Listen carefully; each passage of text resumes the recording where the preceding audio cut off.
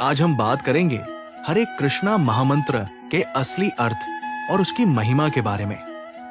ये महामंत्र न केवल एक साधारण जाप है, बल्कि एक शक्तिशाली साधना है जो आत्मा को शुद्ध करती है और भगवान की कृपा को आकर्षित करती है।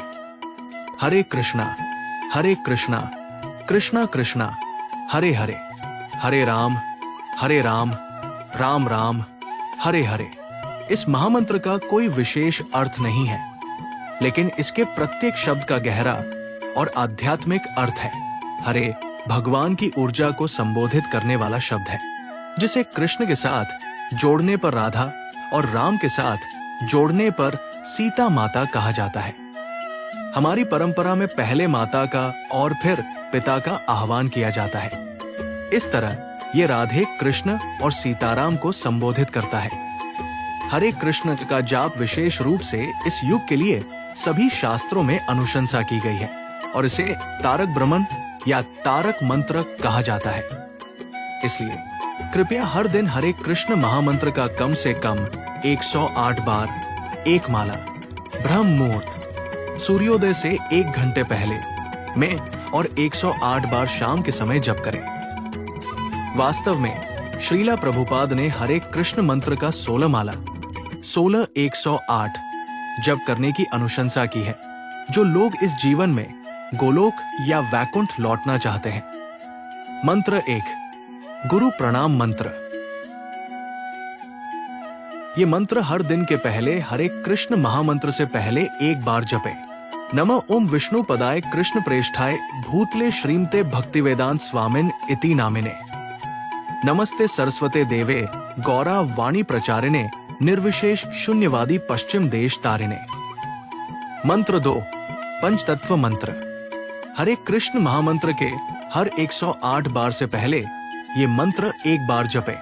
श्री कृष्ण चैतन्य प्रभु नित्यानंद श्री अद्वैता गदाधर श्रीवसदी गौर भक्त वृंद।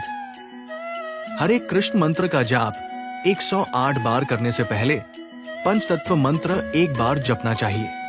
ये एक प्रार्थना है श्री चैतन्य महाप्रभु और उनके साथियों के लिए, ताकि हम मंत्र जपते समय किसी भी अपराध से बच सके।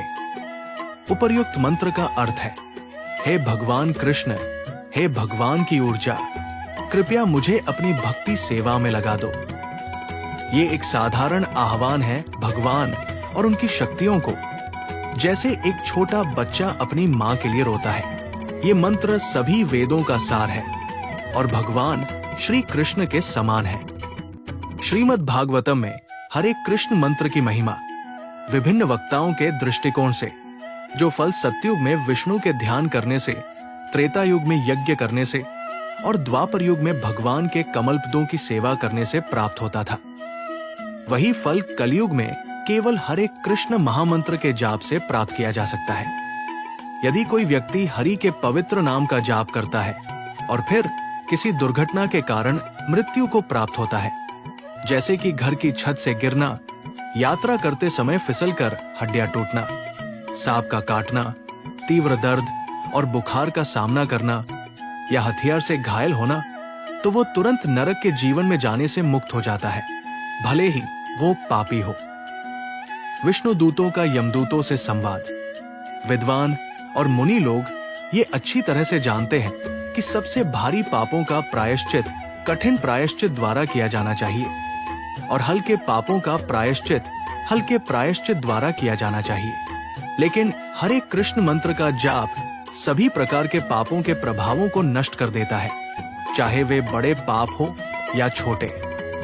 जैसे आग सूखी घास को जलाकर राख बना देती है, वैसे ही भगवान के पवित्र नाम का जाप, चाहे वो जानबूझकर किया जाए या अनजाने में, निश्चय ही सभी पापों के परिणामों को राख की तरह जला देता है। यदि कोई व्यक्ति एक निश्चित दवा की प्रभावी शक्ति से अनजान होकर उसे लेता है या उसे जबरन लिया जाता है, तो वो दवा बिना उसकी जानकारी के भी प्रभावी होती है, क्योंकि उसकी शक्ति रोगी की समझ पर निर्भर नहीं करती। इसी प्रकार भले ही कोई व्यक्ति भगवान के पवित्र नाम के जाप का मूल्य न जाने, यदि वो जानबूझकर या अनजाने में जाप करता है, तो वो जाप अत्यंत प्रभावी होगा। शुकदेव गोस्वामी ने कहा, प्रिय राजा, भगवान के पवित्र नाम का जाप यहाँ तक कि सबसे बड़े पापों के परिणामों को भी जड़ से नष्ट करने में सक्षम है। इसलिए संकीर्तन आंदोलन का जाप संपूर्ण ब्रह्मांड में सबसे शुभ गतिविधि है। कृपया इसे समझने का प्रयास करें ताकि अन्य लोग इसे गंभीरता से लें। कितने महिमामयी हैं वे लोग जिनकी जीभों से आपके पवित्र नाम का जाप हो रहा है। चाहे वे कुत्तों को खाने वाली जातियों में जन्मे हों, ऐसे लोग पूज्य होते हैं। जो लोग आपके प्रभु के पवित्र नाम का जाप करते हैं, उन्होंने सभी प्रकार की तपस्या और यज्ञ किए होते हैं और आर्यजनों के सभी अच्छे आचारों को प्राप्त किया होता है। श्री कृष्ण भगवान के स्वरूप, जो हर किसी के हृदय में परमात्मा है और सत्यनिष्ठ भक्त के हितकारी है, अपने संदेशों को स्वादपूर्वक सुनने और जाप करने वाले भक्त के हृदय से भौतिक भोग की इच्छाओं को दूर करते हैं।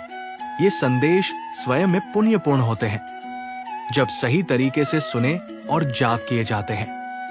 भगवान विष्णु के पवित्र नाम का जप सोने या अन्य बहुमूल्य वस्तुओं की चोरी करने वाले, शराबी, किसी मित्र या रिश्तेदार के साथ धोखा करने वाले, ब्राह्मण की हत्या करने वाले या अपने गुरु या किसी अन्य श्रेष्ठ व्यक्ति की पत्नी के साथ पाप करने वाले व्यक्ति के लिए सर्वोत्तम प्रायश्चित प्रक्रिया है। ये उन व्यक्तियों के लिए भी सर्वोत्तम प्रायश्चित है जो महिलाओं, राजा या उनके पिता की हत्या करते हैं, गायों का वध करते हैं और सभी अन्य पापी व्यक्तियों के लिए भी।